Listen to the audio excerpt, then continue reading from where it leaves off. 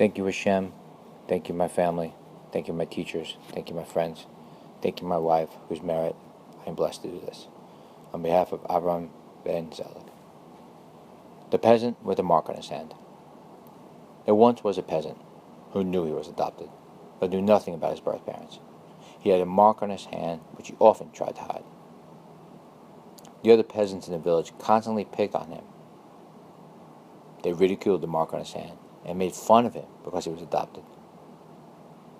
His adopted parents also mistreated him, working him tirelessly, forcing him to work areas of the field that nobody else wanted to work on because the soil was too tough and would require tremendous effort to make fertile. He worked constantly and was often successful in bearing fruit. Many times, his adopted parents would force him to leave all that he had worked so hard on and would take the produce for themselves. The other villagers would stand by and watch, taking pleasure in the peasant's misfortune. He felt very lonely and dejected. His adopted parents, who also ridiculed the mark on his hand, often caused him suffering and blamed any troubles that they had on him. He tried his best to be positive, but it was very difficult. One morning, news came that the king was planning to visit the village.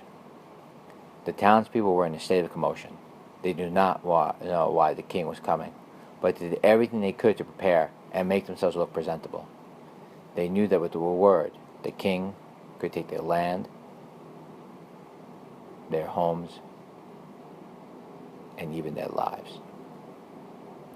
On the day of the king's visit, the peasant with the mark on his hand was told by his adopted parents to go out into one of the fields and work.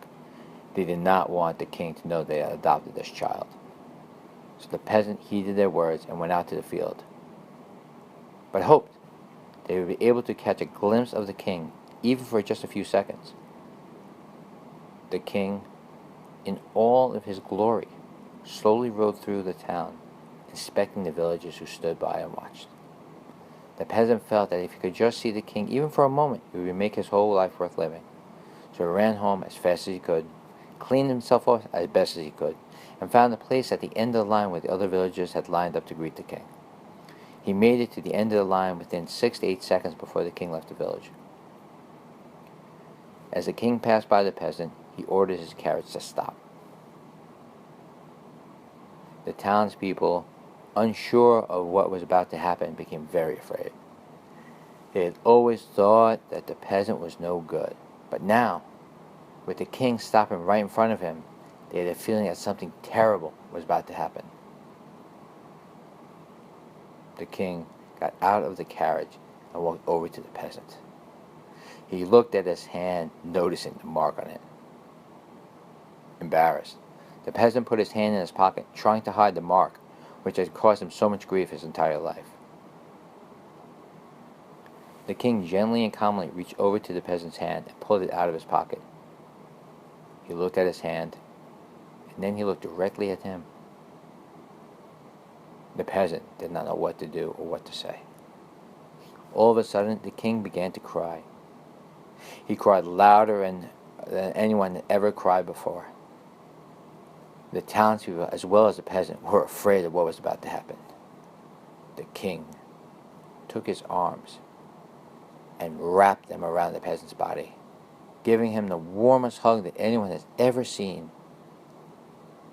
Still crying, the king mumbled the words, "My son, my son."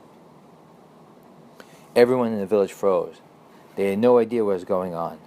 While the king was hugging the peasant, he relayed the following story, which all of the townspeople could hear. The king said that when his son was just a baby, he was kidnapped from the palace. The king was devastated. He searched throughout his entire kingdom, but could not find his son. Throughout the years, the king never stopped looking for his son, nor did a moment pass where the love of his son left his heart. He knew that one day they would be reunited. The mark that the peasant had on his hand was the mark that was placed on the child at birth. It was the mark of royalty. The king walked back to the carriage with his son. His son walked over to the front of the horses to lead them. The king tells his son, "No, my son, you are a prince. You always have been a prince. You just never knew it. You ride alongside with me. This parable illustrates the nation of Israel's journey throughout the exiles and their ultimate return to Hashem in the end of days. Sincerely, Yaakov David Titan. Thank you. Hakol Tov.